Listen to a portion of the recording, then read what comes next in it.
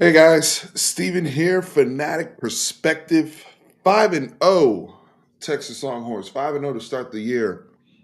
Y'all, if you come in here, make sure you hit the like button just to celebrate 5-0 with us.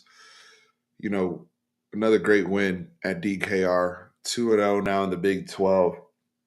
Texas over Kansas 40 to 14. Want to just share my thoughts with everybody. And I won't be too long tonight because I'm going to be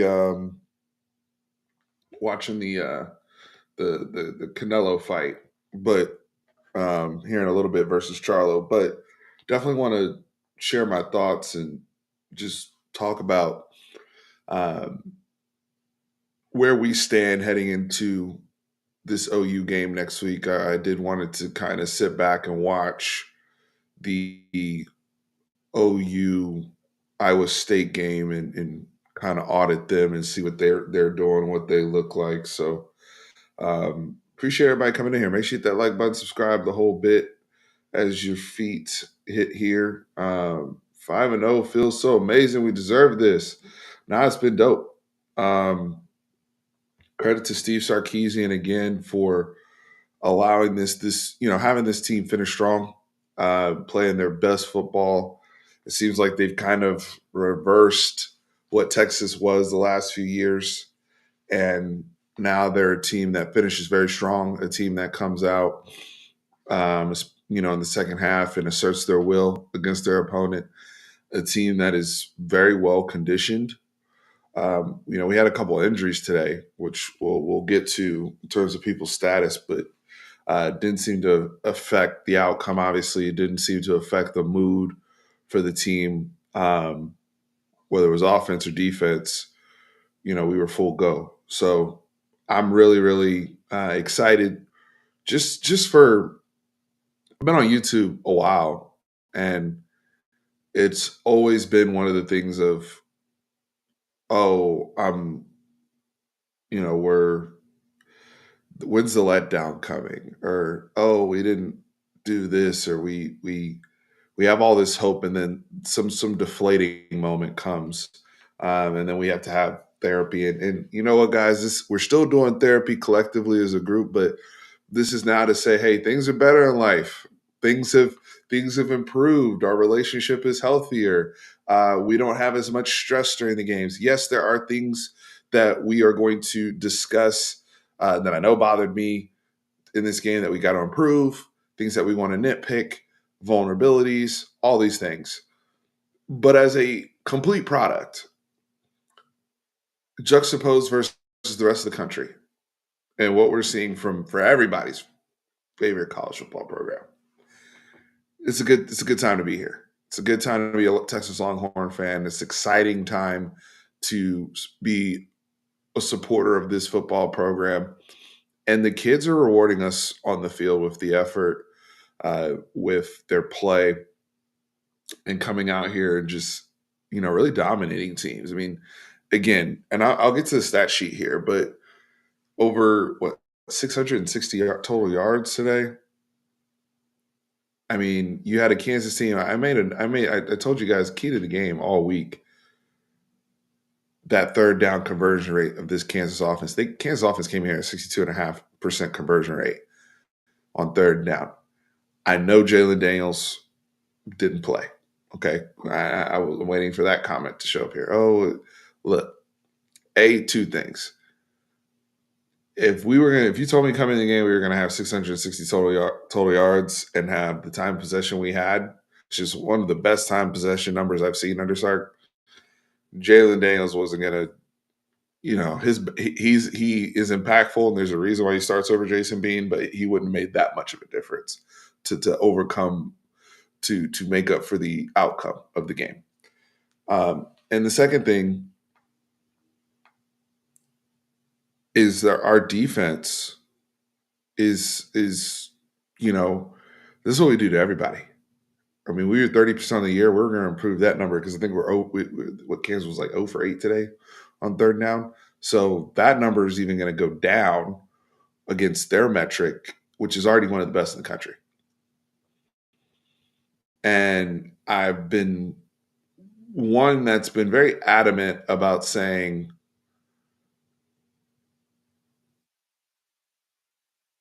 and I'm trying to figure out how to phrase this, but damn it, Pete Kwiatkowski, the job he's done on the defensive side with this group, regardless of who's on the football field, it's impressive. They weren't perfect. They gave up this Kansas. I told you guys this Kansas offense was going to get something. But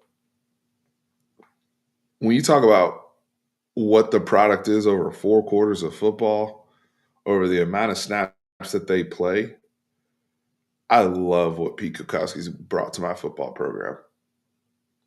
Absolutely love it. And this is something I was really trying to emphasize last year, but a large portion of our fan base would not allow us to thank the person with the headset calling the plays because, and rightfully so, we wanted to give a lot of credit to Gary Patterson. And Gary Patterson, a lot of the things he's left are things that, kids can get better year over year in coaches and all those things, right?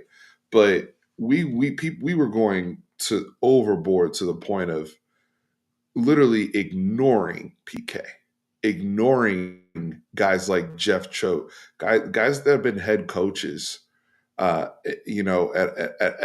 at lower levels, but guys that know what they're doing, guys that are some of the creme de la creme in terms of developers, Bo Davis, who have done it at the college level and the NFL level. Bo Davis, that is. I mean, we were trying to give our flowers to Bo Davis last year for what he did to Coburn and Ojimo and the production he got from those guys and the uptick in performance that we saw from 2021 to 2022. And now the uptick again that we're seeing in performance from 2022 to 2023.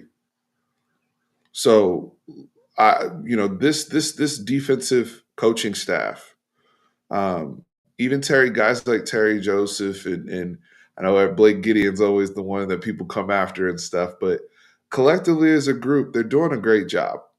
They're doing a great job. This is one of I don't know how many defenses I would take over Texas in the country right now if I would take any.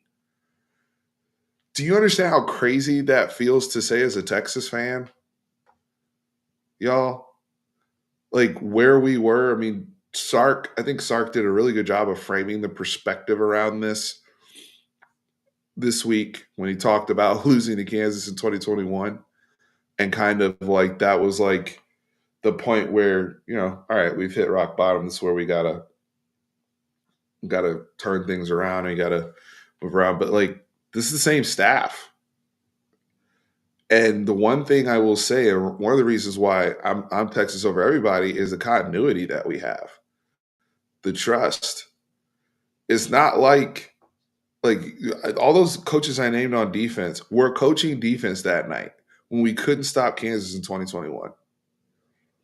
These kids that are there, Tamondre Sweat was there, Murphy, Jalen Ford, all of our dogs, Jade Barron, and they're now the same ones together that get to reap the return, that get to reap the harvest of the seeds that they sowed during the bad times, but say, you know what, it stops here. This is where the turnaround for this program is going to come.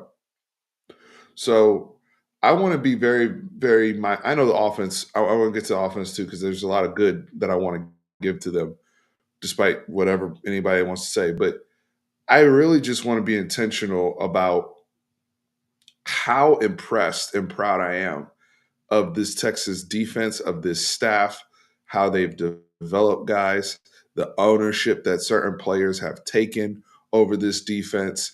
And you're seeing it permeate through the younger guys when they get in the game because the players took ownership as well. There's a reason why Anthony Hill is able to fly around out there because of the David Bendas and the Jalen Fords, right? It's not the coaches are doing a great job. Don't get me wrong, but it's a culture that has been permeating. You see it at all the levels. There's a reason why Manny Muhammad can come in there and play confidently and yeah, there's the freedom to make mistakes and learn and get coached and come away. But I am very, very, very impressed with how far Texas has come. Let me check in with the chat. I'm sorry. That was like my little opening monologue from there. Nah, this week is going to be real fun. This look, two teams, both of us 5-0 now, um, coming in. I'll save my some of my OU thoughts here for a little bit, but look, if you watch OU, you know what it is. On top of them being our rival, look at that. Nash put in 2021, we were 110th in run D. Raise your hand if y'all were here on the channel when I used to have the PK chart.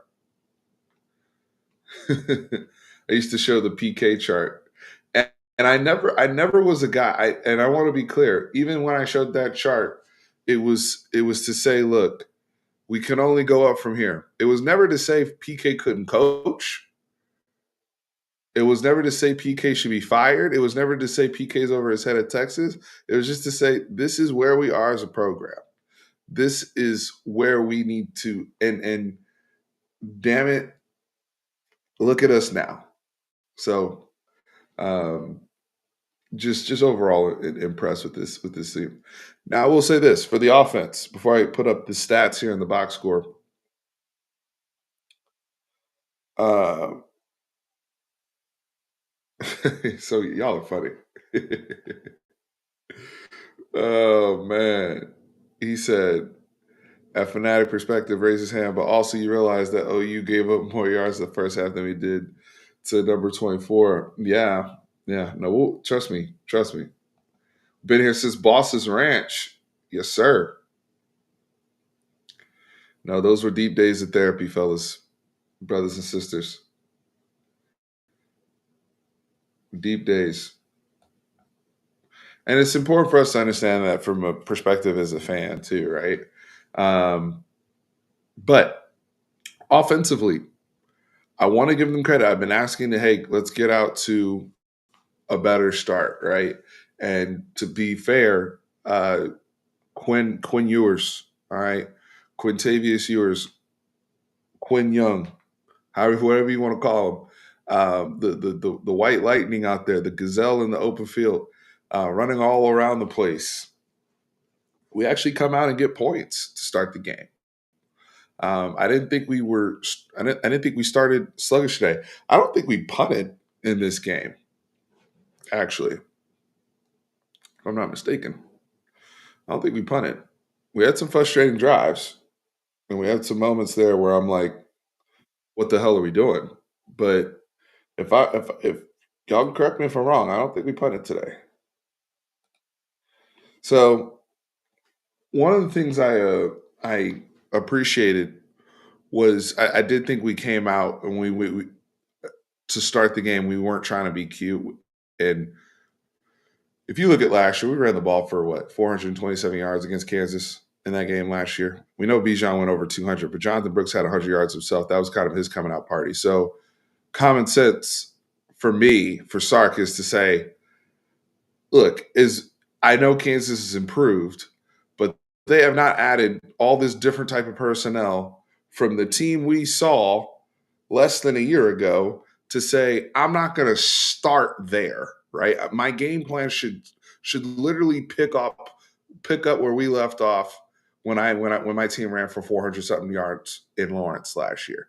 And so shout out to Tran. Tran had a prediction chart, and one of his predictions was our first play of the game would not be a bubble screen, which had been the first four games, but it would be a inside run, which it was. He said Quinn would have a rushing touchdown, which he did, and Jonathan Brooks would go over 125 rushing, which he most certainly did. So Tran was 3 for 3 on his predictions. Now, when I look at the totality of everything, especially to start the game, I did think we came out and we tried to start the game real physically, and it showed on that drive. we can talk about what's clean and things and all those type of things, but at the end of the day, the offense did their job today, which was what? To stay on the field, to keep the chains moving, and to put points on the board, knowing that the defense might need a little bit of margin today. We don't know. Now, and that was with the expectation that Jalen Daniels was going to play too. So for me, I'm like, that's why I was really emphasizing, hey, let's try to go over that 40-point mark this week, just to add that. You defensively, you feel better with that margin over your head when your offense is rewarding you for getting the opponent off the field, right? So let me go ahead and share our statistical output here, just from how I see it. And we can discuss from there.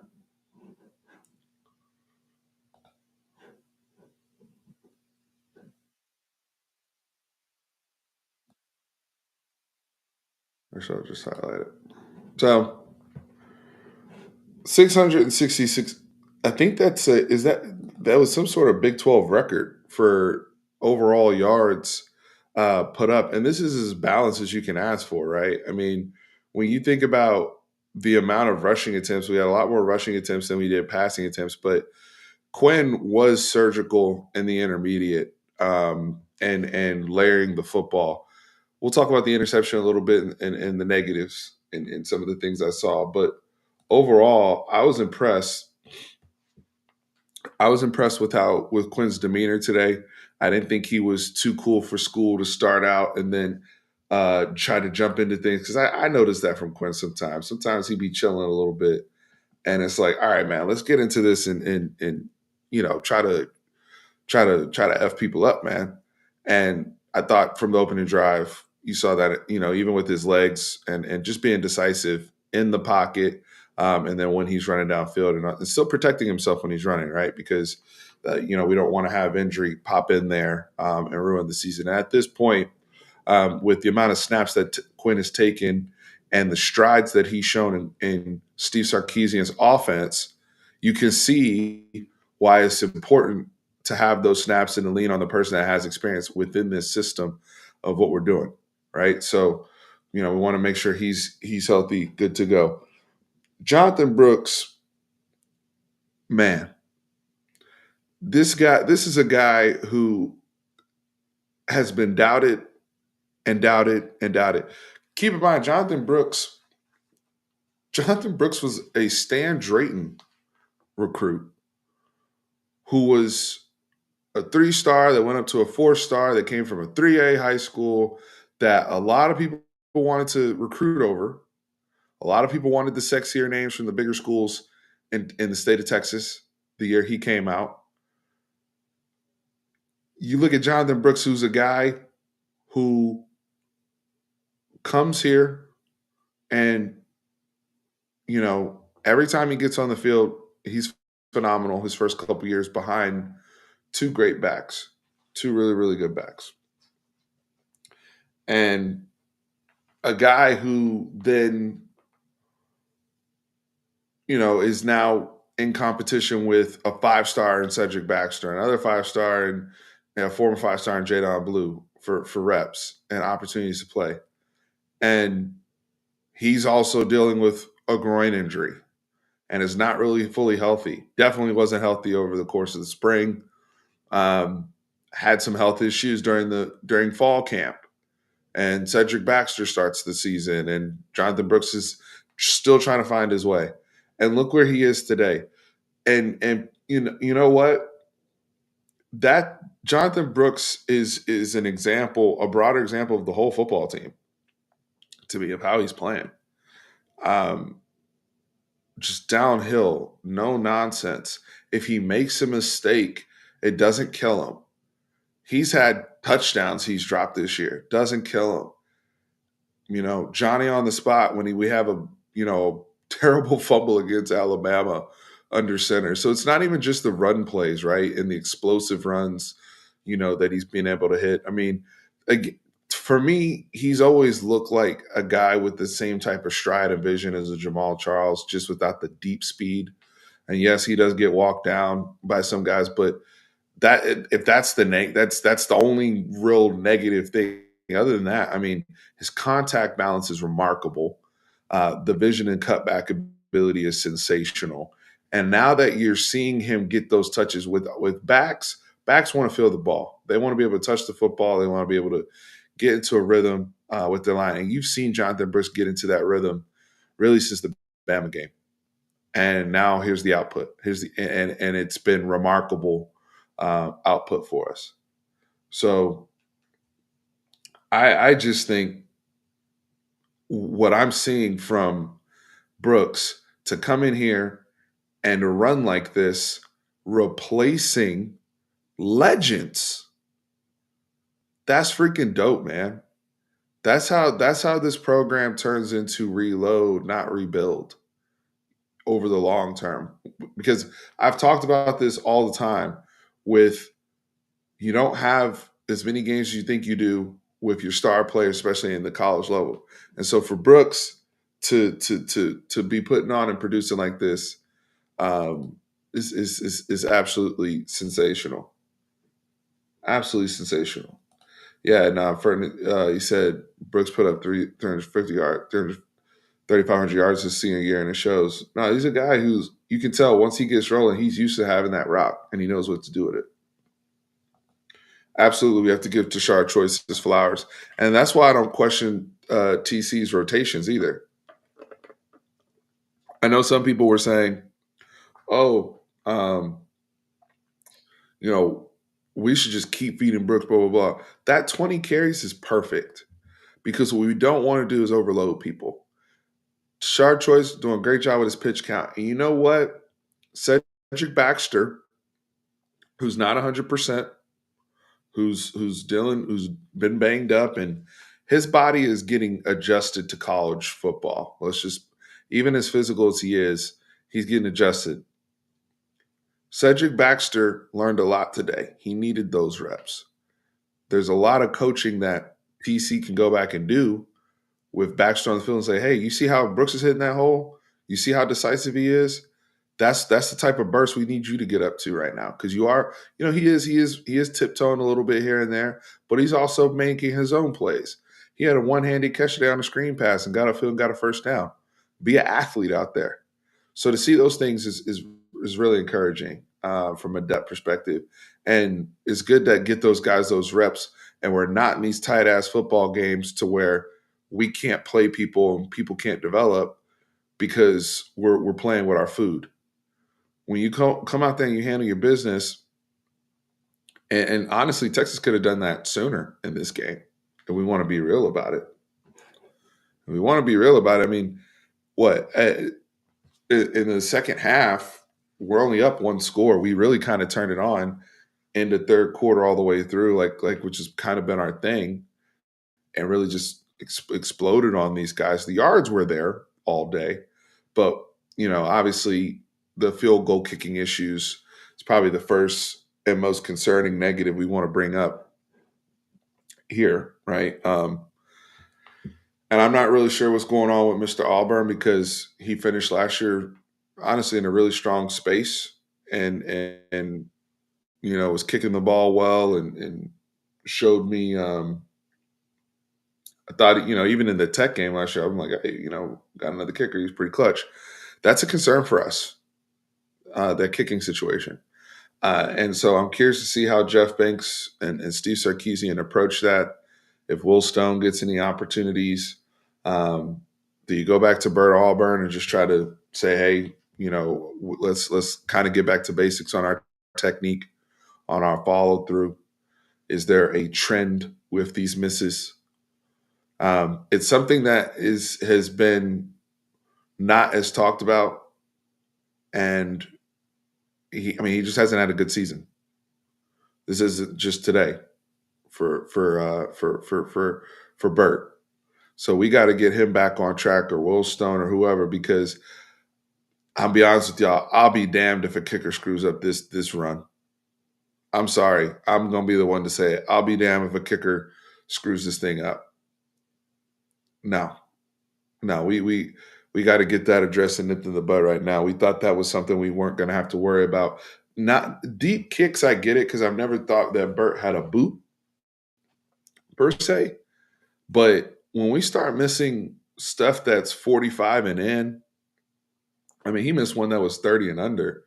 Uh, it was last week or the week before, I forgot, but have got to get that cleaned up. Those should be automatics when we send out field goal team, especially if there's no issues with protection. I could see it if there's issues with protection, kicker gets a little shy, but we have got to get that stuff cleaned up. It gets hidden in that final score, doesn't it?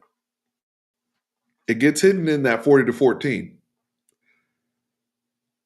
It gets hidden. But those of us who are gonna stay on this team and want to see their best, because here's the other thing, and Nash said it earlier at the beginning of this stream, and I'm gonna say it. I've given this team their flowers. I've been very nice. I've been very supportive. I think Sark is doing a wonderful job.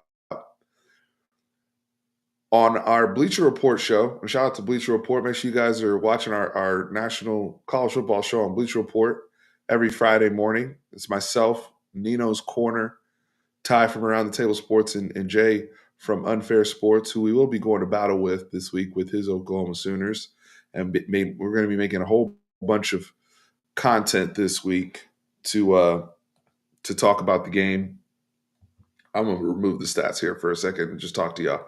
But we're going to be making a bunch of content, talking about the game, a whole bunch of stuff. I and by the way, Nino, his cousin Omarion Miller of Colorado, who went off today, 7 catches, 196 yards, and a couple touchdowns against USC. So shout out to Nino and his little cousin. Really, really proud of him. But anyway, Chris, Steph, everybody's coming. My whole point is this. When we get to, talking about all this stuff, Ty consistently says, and he said this all year about Texas, and I cannot argue with him. He has said all year about Texas, we act like part-time employees in the football game. Now, we're stellar employees, right? And we finished. We finished the shift. We will finish the shift. We will close up the store. We'll lock everything up. At the end of the night, you can sleep safe because Texas, close everything up. That's in 2023. But we're not full. We have not played full-time football. And it's true.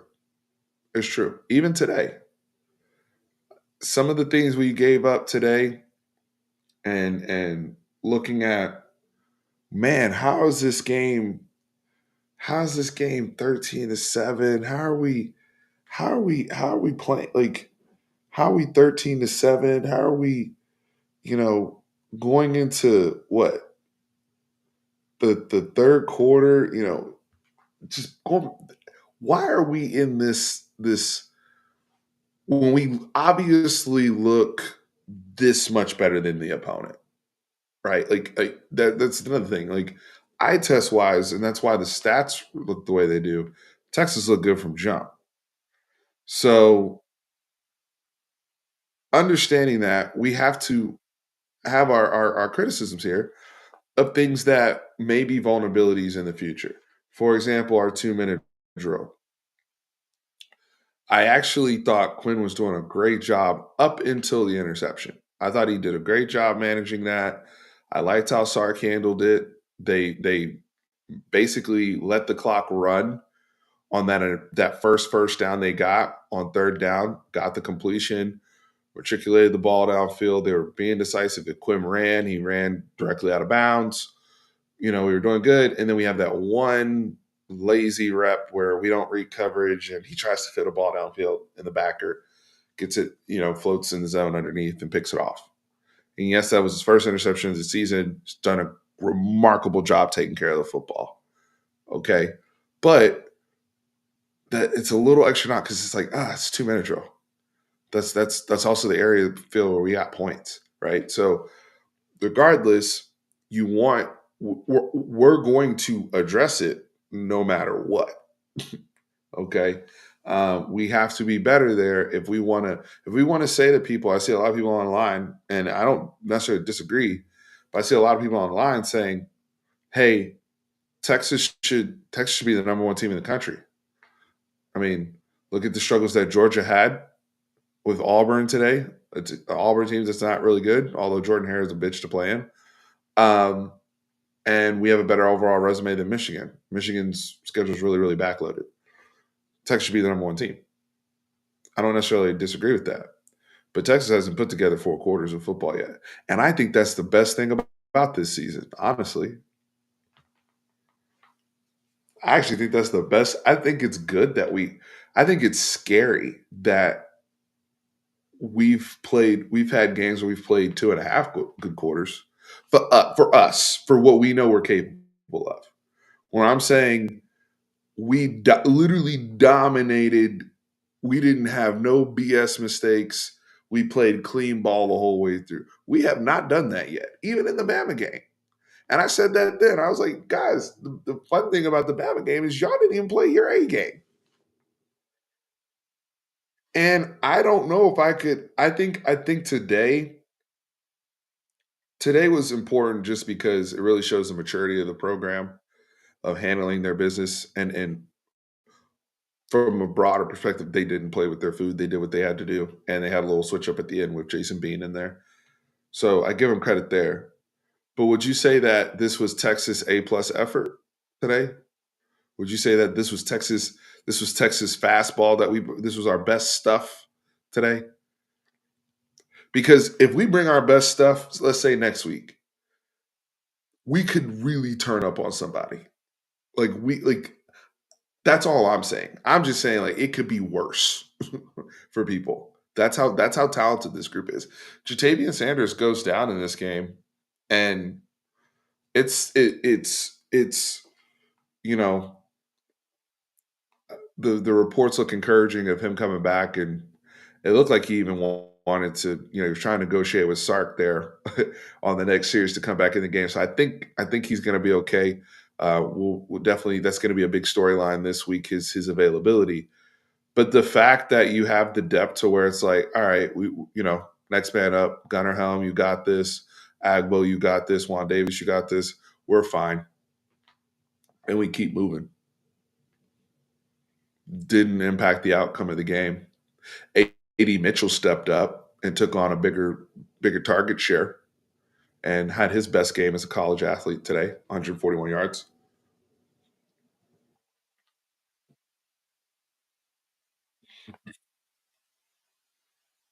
Yeah, yeah, our best game. And here's the other thing too. It's not just players. I didn't like the way Sark called the game today, but not all the way through. But he had. There were moments. Let me rephrase. There were moments in the game where I'm like, I literally said the coach is getting in the way of some of this because and I haven't watched Sark's presser yet, but if you're saying that, I trust you, Sam. The way Kansas defends the run and the matchup that was ahead of us, there was no need to run as many screen passes today as we did. I know that's a bread and butter staple of our offense. Jonathan Brooks legit could have had 300 yards rushing today. And I just want to make sure that Sark play calling is on point next week, because some of these holes I see in OU's run defense, you could turn around and do the same thing next week. We don't need to get cute sometimes. Football's not that deep sometimes. And I think Sark's kind of with us where he's like, oh shit, like I really do have the trench advantage. Like, let me stop messing around and get back to this. I can run inside zone now. I can run duo now. I got a back that knows how to cut off of it. I got guards that are getting after it.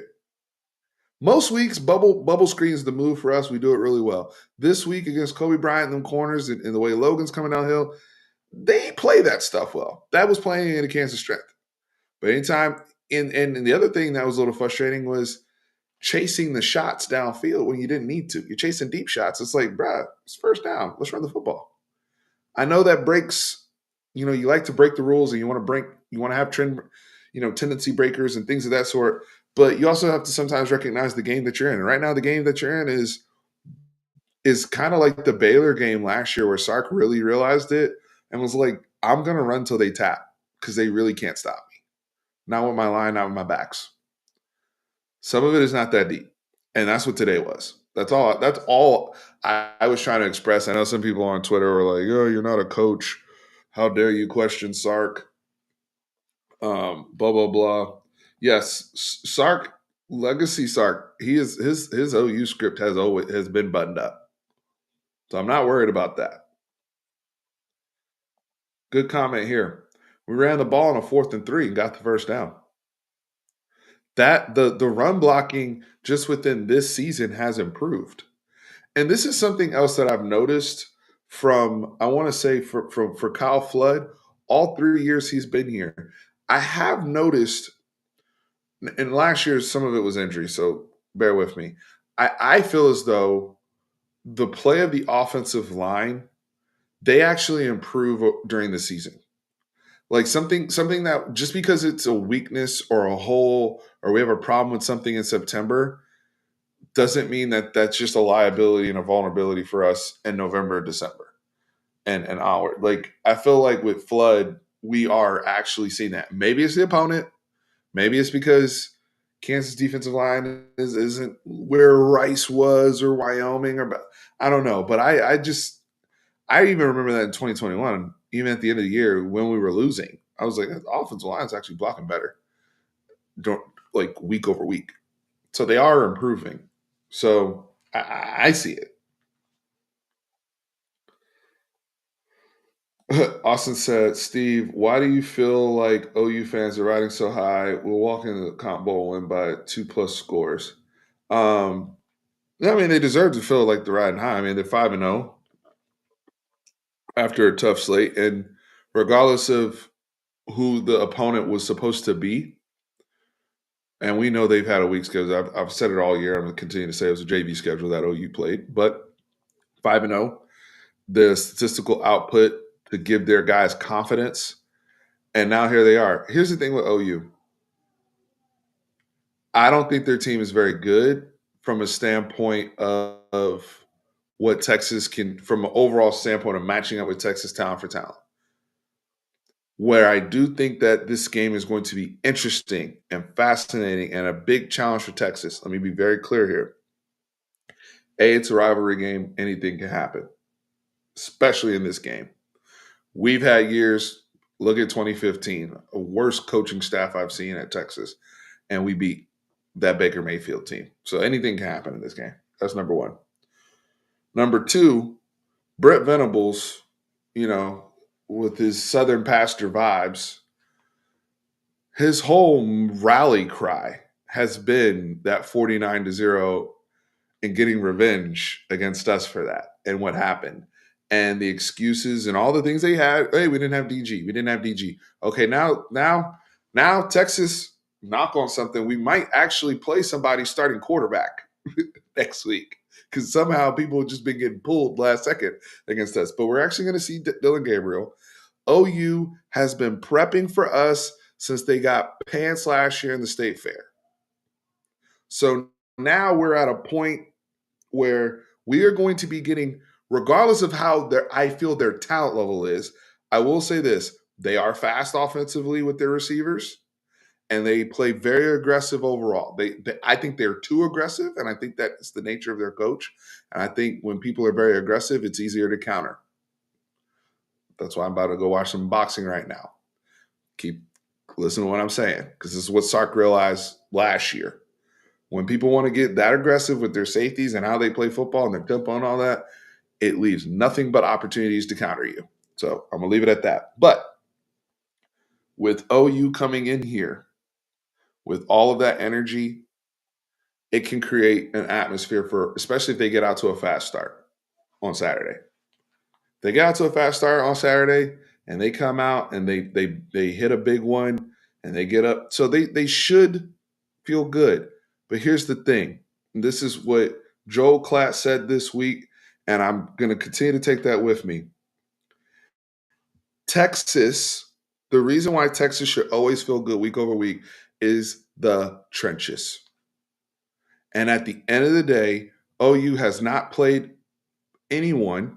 I'm sorry. Cincinnati's defensive line is good. It's not. It's, they don't have the depth and the rotation we got. That's number one.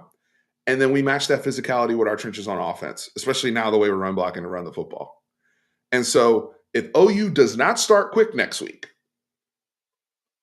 and you let us hold the rock like we did today, that could get ugly with the time possession, especially with the way we're now able to run the football and we're able to control the trenches. That's where we have a significant advantage. If OU beats us next week, it's because we allowed emotion to take over the game. That's where I'm at.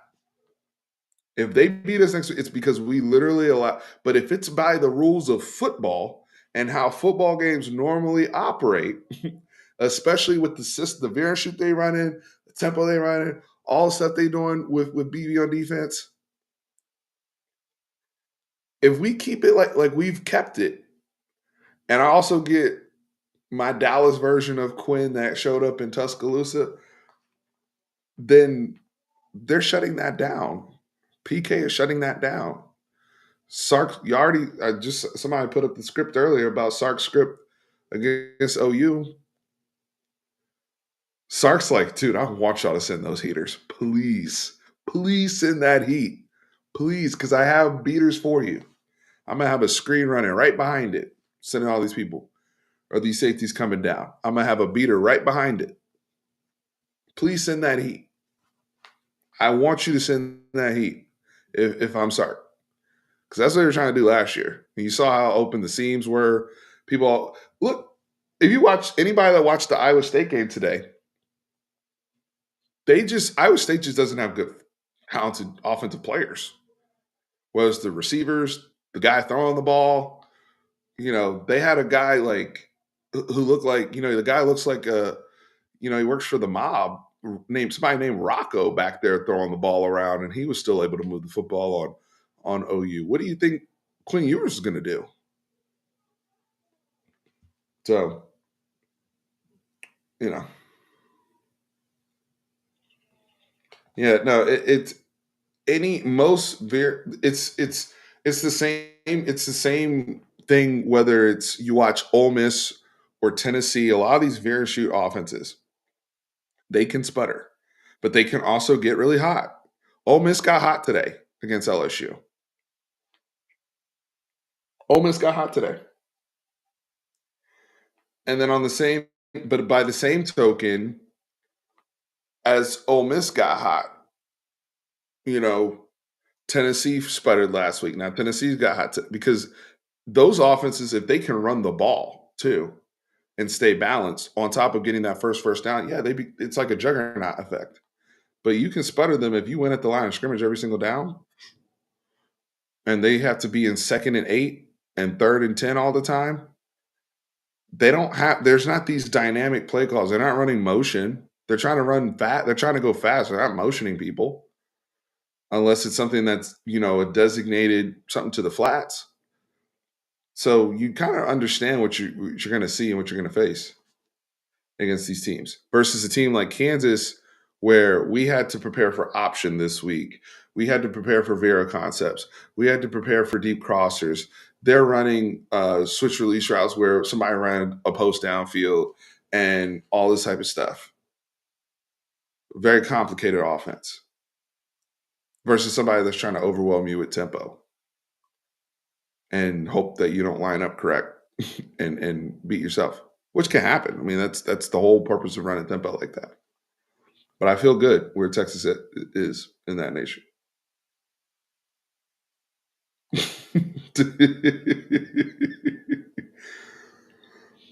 I mean, y'all see these offenses.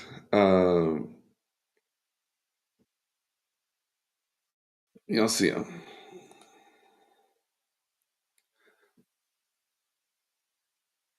I really think they're going to roll up and beat us by 3+ score. I didn't say all that. It's Red River. Anything can happen. But I do think we're physically going to dominate your team. I'm gonna be out there. I just don't know where, but I will be out there. And I don't know if Karen's coming. I'm gonna go for a few more minutes because I want to get to. Let me see what the see what the other fight is looking like.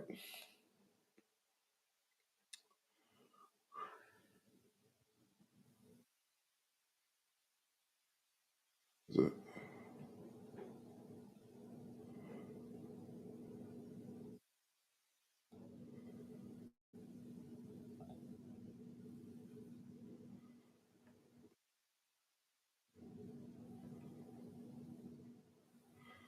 I don't know. I was trying to see if the fight has started yet. If anybody's watching, if anybody's got pay per view on in the background. Sark went to the game today, or Sark Tran went to the game today, and he took a bunch of the kiddos.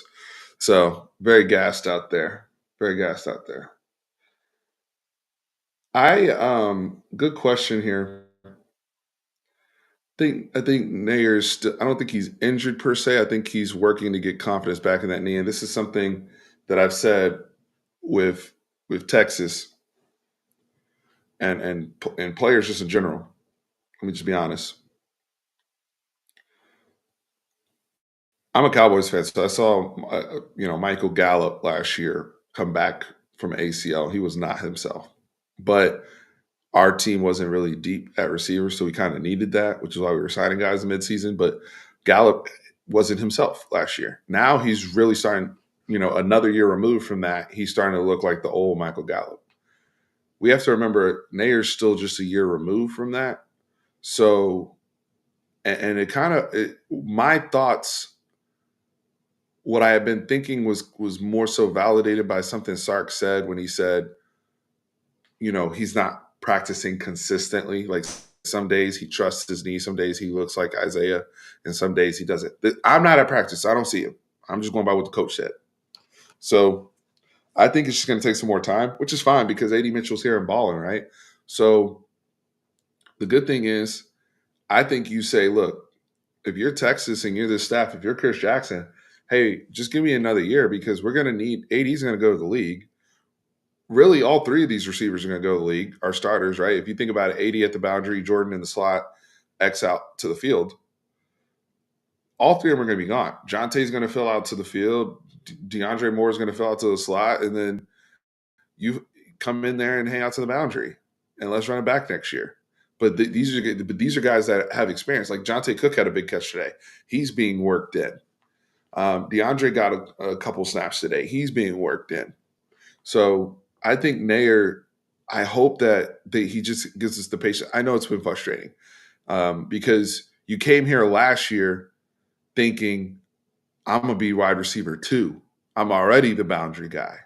I'm already ahead of the Casey Canes of the world and some of these other guys, and then the injury happens. So it's a setback. Um, the fact that he's available, if something, God forbid, something happens to some of our guys, he can play.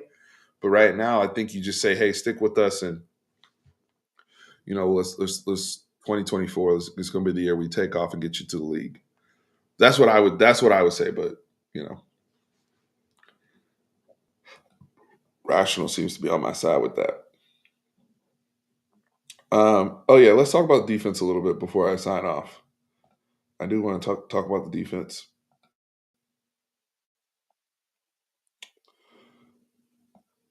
Um, let's see.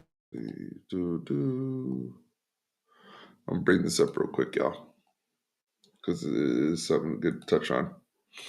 So I thought Jalen Ford was terrific today. Just so many times, just seemed to be the head of the snake out there. And you see Catalan there. There's a lot of questions about Jalen Catalan's snap output. I know he had the play where he blasted Jason Bean and caused the fumble, and we just had bad luck with that first touchdown where the guy picks it up and runs for a touchdown. So that first touchdown was more just Lemony Snicket's type shit. The second touchdown, we got to be better back there with Keaton and folks in the secondary of just when people cross our face, we got to get ready to turn and run and be active in seeing the routes develop um, and not allowing guys to just run across our face like that. But overall, again, dominant effort by the defensive line. Neil's a guy who's all Big 12 runner, right? And to hold him to 45 yards rushing, their overall rushing output, the overall yardage output to hold Kansas again, 0 of 8 on third down. But look at the overall yardage output. They only had 260 yards as a team. It's outstanding. Jalen Ford led us again in tackles. Um, just the overall activity across the board. I mean, the thing is, we play so many guys. You're not going to have people that are going to have like, oh my god, numbers from a tackles perspective. And the other thing is time of possession. Because time of possession was so dominant today, they didn't have a whole lot of plays, right? So if we look at, let's go to the box score. If we go to team stats, I mean, look at this, guys. 33 first downs. Um, Hold on. There you go. CFB picks. Hit that like button. Amen.